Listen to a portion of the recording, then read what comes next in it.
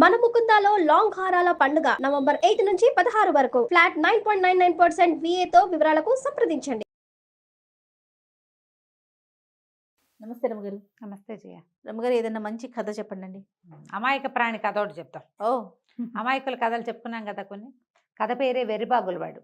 బాగుందండి. పేరు బాగుంది కదా. ఓ పల్లెటూరులో ఓ తల్లి పిల్లాడు ఉండేవాడు. తండ్రి లేడు పాపం. తల్లి ఏదో కష్టదారి పాపం, కష్టజీవి. ఆవిడే కష్టపడి పని చేసుకుని పిల్లాడిని పోషించుకునేది. పిల్లాడు కొంచెం అమాయకుడు. వెర్రిబాగులవాడు అనేవాళ్ళు ఊళ్ళో వాళ్ళంతా. వాడిని ఏడిపించేవాళ్ళు. షాపుకి వెళ్తే ఏదైనా కొట్టుకి, షాపులు ఏమైనా చిల్లర కొట్లు ఉండేవి ఇది వరకు. కొట్టుకు వెళ్తే ఆ కొట్లో ఆయన ఎప్పుడూ డబ్బుల దగ్గర మోసం చేసేవాడు వీడిని. అంత అమాయకుడు వీడు. అంత అమాయకుడు. అయితే మనిషి బలశాలి. పని చేసేవాడు. తల్లి ఏదైనా పని చెప్పి ఈ పని చేయాలి ఇట్లా చేయాలంటే అట్లాగే చేసేవాడు. కొన్ని మధ్య మధ్యలో తెలివి తక్కువ పనులు అవుతుండేవి. వాళ్ళమ్మ వాటిని కవర్ చేసుకునేది. దగ్గరుండి పిల్లాన్ని చూసుకునేది. అంతే. అమాయక పిల్లల్ని ఏం చేస్తాము, తల్లులు చెయ్యి విడవరు వాళ్ళవి. అవును. అయితే వీడు ఎంతసేపు అనేవాడు, అమ్మాయి ఏమిటి అమ్మా, నేను ఇంత వెరిబాగులాడిగా ఉన్నాను, నాతో ఎలా పడతావే నువ్వు. వాడికి తెలుసు. వాడికి తెలుసు. అంటే వాళ్ళ అమ్మ ఏమన్నా ఇది వారి అయితే అయ్యావు లేరా నాయన, నీ మనసు మంచిది, బుద్ధి మంచిది, ఇతరుల్లాగా నువ్వు ఎవరిని మోసం చేయవు, ఎవరి కష్టార్జితాన్ని లాక్కోవు, ఒంటికి శక్తి ఉంది, పని చేస్తున్నావు, పని చేసుకుందాం పర్వాలేదులే అనేది. కానీ వాడికి కొన్నాళ్ళు పోయాక వెర్రిబాగులు వాడికి ఎవరు పిల్లనివ్వరని ఎవరో అన్నమాట గుర్తు తెలిసింది. మరి అది బాధగా ఉంటుంది కదా. అన్నాడు, అమ్మ అట్లా కాదే, నాకు తెలివితేటలు రావడానికి ఏదైనా ఒక మార్గం చెప్పు, ఏం చేస్తే తెలివి వస్తుంది. అయితే ఆవిడ ఏం చెప్పిందంటే, మిట్ట మీద మంత్రాలు మరడం ఉందిరా, మరి దాని దగ్గరికి వెళ్తే తెలివితేటలు కావాలంటే ఏమైనా చెప్తుందేమో చూద్దుగానిలే వెళ్దుగానంది. వీడు రోజు అమ్మ మరిడమ్మ దగ్గరికి వెళ్తానే, అమ్మ మరిడమ్మ దగ్గరికి వెళ్తానే అని పీడిచ్చేవాడు. ఓ రోజు వాళ్ళమ్మ వెళ్ళమని వీడు పోయి మంచి ఎండవేళ కొండ మీదకి ఎక్కాడు. మిట్ట మీద, అదొక మిట్ట కాస్త ఎత్తుగా ఉంటుంది. అక్కడికి వెళ్తే ఆ మరిడమ్మకు ఒక ఇల్లుంది, పాకేసుకుని ఉంటుంది అక్కడ. మంత్రాల మరిడి అంటారు. ఆ మరిడమ్మ వాకిట్లో కూర్చుని బియ్యం జరుపుకుంటుంది. ఇది వెళ్ళేసరికల్లా ఏమన్నాడు, మరిడమ్మ నాకేమో తెలివితేటలేవు, వెరుబాగులాడనని ఊళ్ళో అందరూ ఏడిపిస్తారు, నాకు రేపొద్దున పెళ్ళి కూడా కాదు, మరి ఏమైనా కొంచెం తెలివితేటలు వచ్చేది చెప్పవా అన్నాడు. సరే మరిడమ్మ అంది, అరే నీకు బాగా ఇష్టమైంది ఒకటి తీసుకురా వెళ్ళి, అప్పుడు చెప్తానంతే. ఏమి ఇష్టం నాకు అని ఆలోచించాడు. వాడికి తట్ల ఏమిష్టం అని అడిగితే టక్కిమని చెప్పగలమా మనం? చెప్పలేం కదా. నీకేమొచ్చంటే ఈత వచ్చిన వెంకటేష్ చెప్పినట్టు చెప్పాల్సి వస్తాను. తట్టదు. వీడికి తట్టలేదు. మామూలు తెలివైన వాళ్ళకే బుర్రకెక్కదు.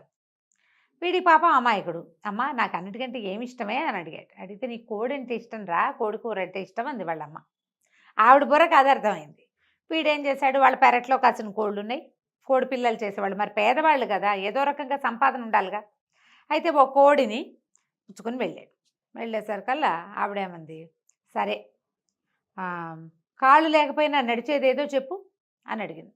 అని ఆలోచించాడు. తట్లా వీడికి అంత బుర్రేది, కాళ్ళు లేకుండా నడిచేదేదో తెలియలే. అయితే ఈ కోడి నీకు ఇష్టమైంది కాదు, తీసిపోదిన్నాను, వెళ్ళిపో, ఇష్టమైంది తీసుకుని రా మళ్ళీ అంది. వీడు మళ్ళీ కిందకి వెళ్ళాడు. వెళ్ళేసరికల్లా ఏమైంది, కిందకి వెళ్ళిన కొద్ది రోజులకి, 2-3 రోజులకి వాళ్ళ అమ్మకి అనారోగ్యం చేసేసింది. అనారోగ్యం చేసింది. వాడు ఆ పని ఈ పని చేసుకుని వచ్చేసరికల్లా తల్లి కాస్త కన్నుమూసేసింది. అయ్యో, వాడు తెగ ఏడ్చాడు.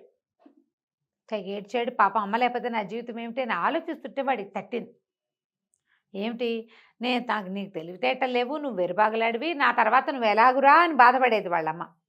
ఇప్పుడేమో అమ్మ కాస్త పోయింది. ఇప్పుడు అమ్మ పోవటం వాడికి చాలా బాధగా ఉంది. అంటే అమ్మే నాకు అత్యంత ఇష్టమైంది అనమాట. కోడి కాదు నాకు ఇష్టం, మా అమ్మే ఇష్టం అని ఏం చేశాడు, వాళ్ళ అమ్మ కళేబరాన్ని ఓ సంచిలోకి ఎక్కించుకుని దాన్ని భుజాన్ని వేసుకుని మిట్ట మీదకి వెళ్ళాడు.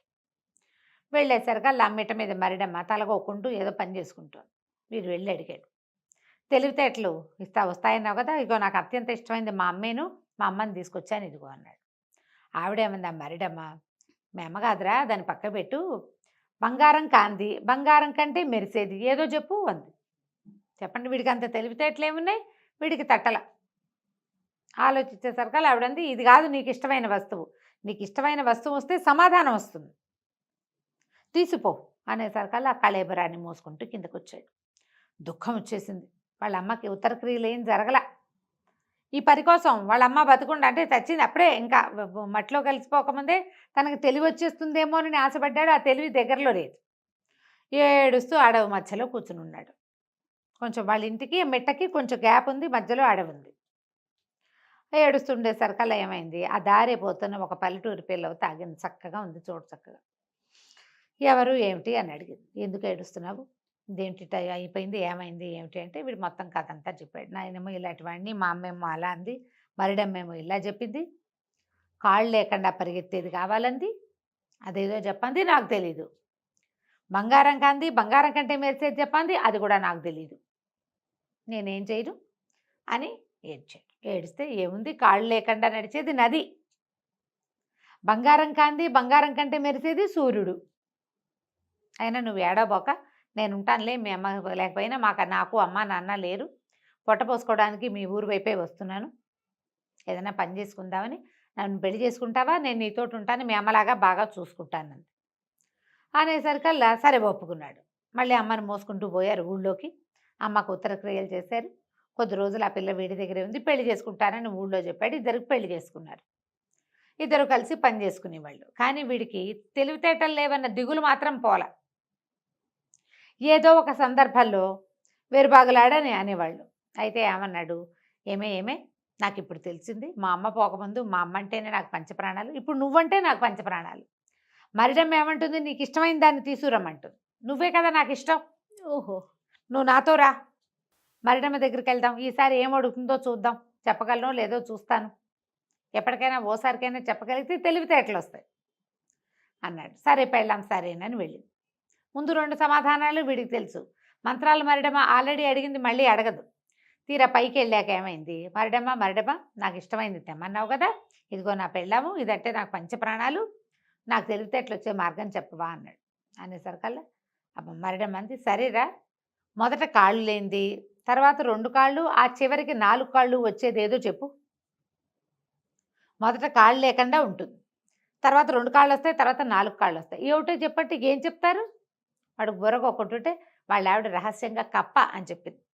కప్ప మొదట చిరుకప్ప మెల్లిగా కదా కప్ప రూపాంతరం చెందుతుంది, దానికి మొదట కాళ్ళు ఉండవు, తర్వాత 2 కాళ్ళు వస్తాయి, చివరికి వస్తాయి 4 కాళ్ళు కొంత టైం గడిచాక. అందరిలాగా ఒకేసారి 4 కాళ్ళతో పుట్టదు కప్ప. ఓహో కప్ప మనకు తెలియాలిగా, బయాలజీలు జువాలజీలు తెలిస్తే కానీ కొన్ని విషయాలు తెలియవు.